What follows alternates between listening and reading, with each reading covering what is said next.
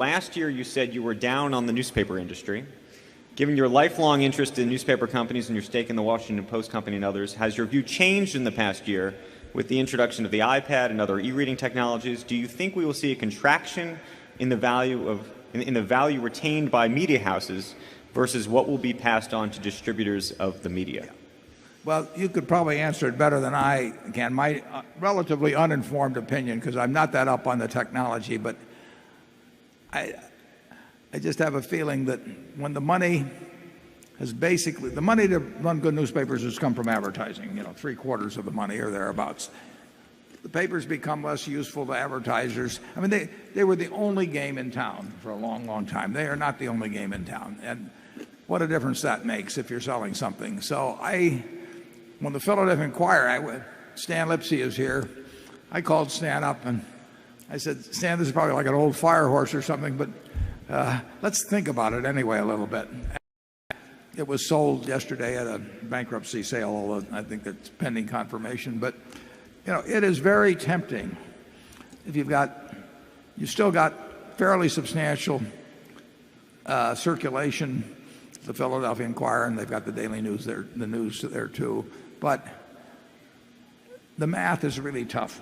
I mean, the distribution costs, the printing costs, everything, and maybe all this changes that in some way that you would understand better than I would. But since I don't understand it, I have to stay with there's plenty of things I don't understand, and I cannot make an affirmative decision on newspaper ownership. I just got the ABC puts out Fast Facts, this big yellow publication.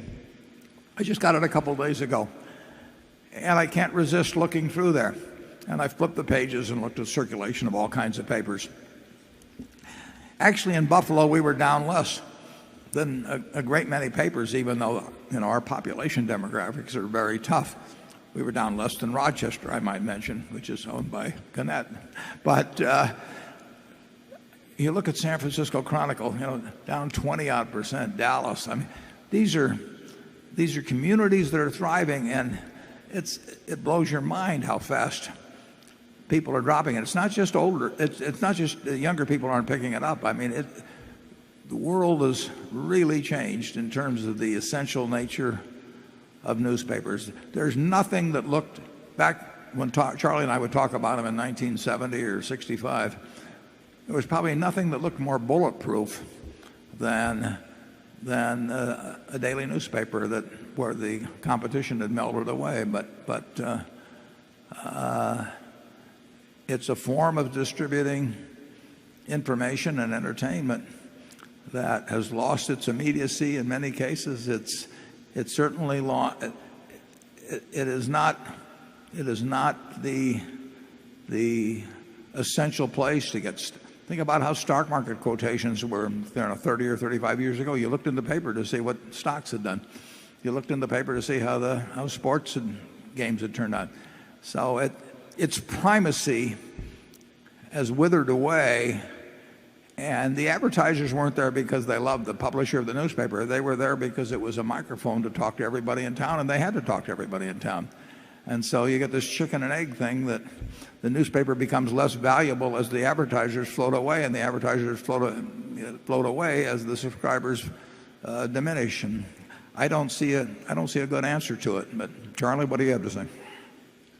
Well, the independent newspapers, due to the accidents of history, as they became dominant in their individual towns, for decades had impregnable economic strength.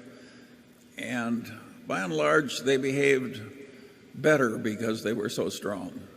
And they were called the Fourth Estate. They were really a branch of the government. They helped keep government honest. And if you take the state in which we're located, the World Herald has been a very constructive force net over a long period of time. And as those dominant franchises have weakened and weakened, it's not good for the country. I think we're losing something that we have no substitute for. And I think it's very sad, and I don't have the faintest idea what to do about it. Charlie and I love newspapers. I think the World Herald hit a 300,000 circulation peak on Sunday at one time. I don't think they averaged that for the 6-month period, but I seem to remember that. I could be wrong. And the figures, 100,000 off that or something of the sort. And the state has gained population, the city's gained population. I think it's as vital to me as ever, but it